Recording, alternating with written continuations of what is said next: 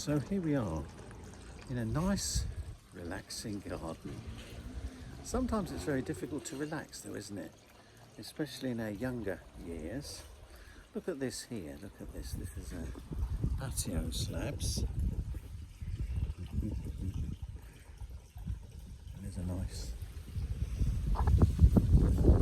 nice relaxing garden. Now those patio slabs that you saw lead to this rather nice, it's just a shed actually, but I'll tell you about that in a moment and how that's helped me relax. So, and of course enjoying small things, simple things, rather than getting yourselves all het up and being in a terrible rush. But, so I'm going to take my seat, although this shed just until recently was just a garden shed, and we've still got some of the tools and things. I had to move the lawnmower obviously, but we've made this into a sort of a little home. Now what I thought when I did it, I was doing it for my wife actually. What I did is my father-in-law came and stayed a night with us. He's a few hours, a couple of hours away from us in travelling, and he came and stayed a couple of nights, and he's one of these people, like I used to be actually. He's always busy, he has to be busy. So first he started putting those paving slabs in, and then he said to me, well, why don't you do something about your shed? And I thought, well, what do you mean? We've had this shed full of the lawnmower, and it becomes more of a junk shed, doesn't it? And I never thought of turning it into a kind of a DIY summer house, somewhere to relax. And then I thought, well, that would be a nice idea actually. And my wife likes the garden, so perhaps I should do that for her. I wasn't thinking of myself. Although I've been enjoying this rather nice summer house. I come out here, I can make a cup of tea if I want to. I've got a nice tin of biscuits. I always like a biscuit with my tea. And so I set to work doing this for my wife, and ended up she doesn't really have an interest in it. She likes to sit out in the sunshine and relax. Maybe it's easier for women to relax, I'm not sure. I can't speak for women. I can speak of them through experience, having daughters and wives, plural, one at a time. So, but I reflect on my life. I've come from, my family came from North London, and if anyone knows about North London or any big city, everybody's in a rush, aren't they? And I used to live in a commuter town, so the trains were full of people rushing to London to make the big bucks. I eventually became a driving instructor, and so I was out there self-employed, working all the hours I could, often 12 or 14 hours a day, because when you've got work, it's important to try and make money, isn't it? But then you're kind of in the rat race. Sometimes after a little reflection and witnessing a couple of one of my parents die, it kind of hits me that maybe I need to reevaluate my priorities. I also experienced a divorce at the time. It makes you sort of reevaluate your life. What are your priorities? Are you rather like one of those mice, or you know those? They're in a cage and they're on a wheel, aren't they? And they're going round on it. Is my life like that? Am I like a little animal in a cage, so busy running on my little wheel that I'm not really enjoying anything?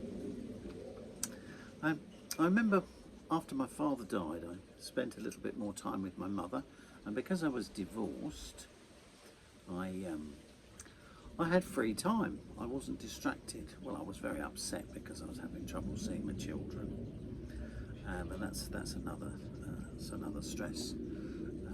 Because often divorce involves divorcing the children as well, from some people's point of view. so it becomes very bitter. So I spent a lot more time with my mother and sharing the grief of losing my dad. And when I used to take her out,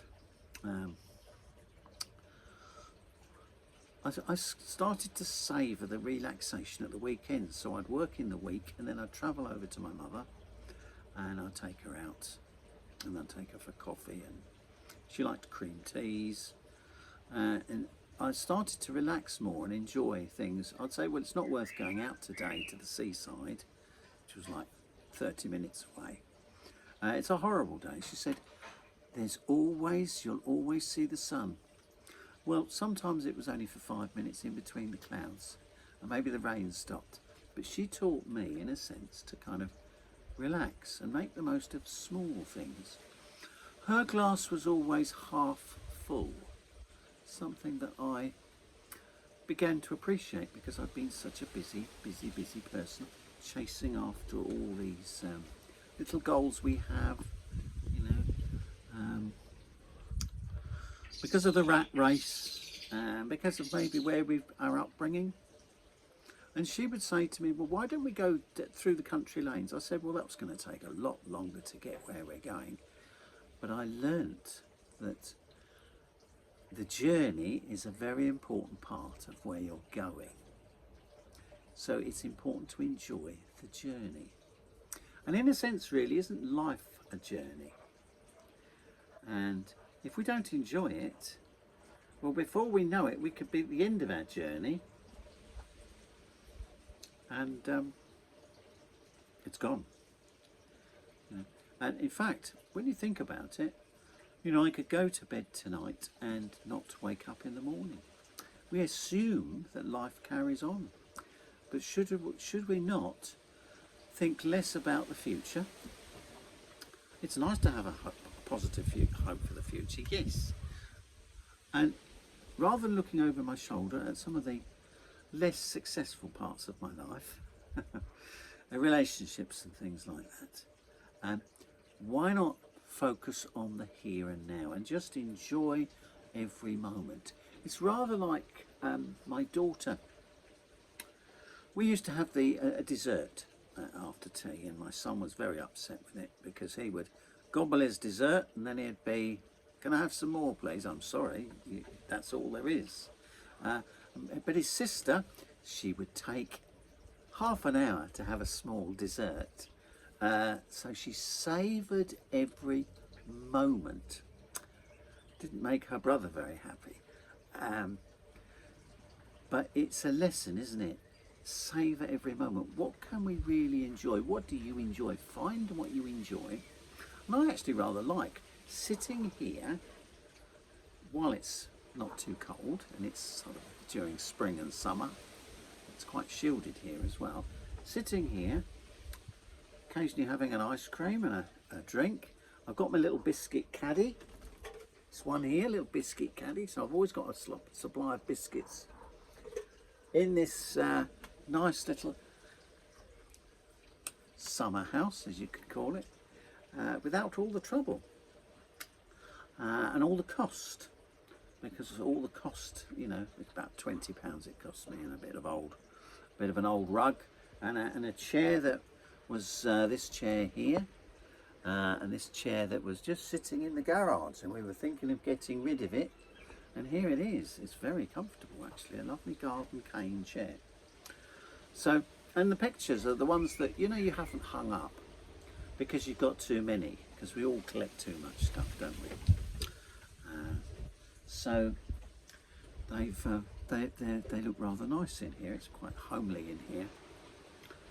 So yes, focus on each little thing that you can enjoy. I like a nice novel, so sitting in here and reading a novel is very relaxing, and enjoying the simpler things of life.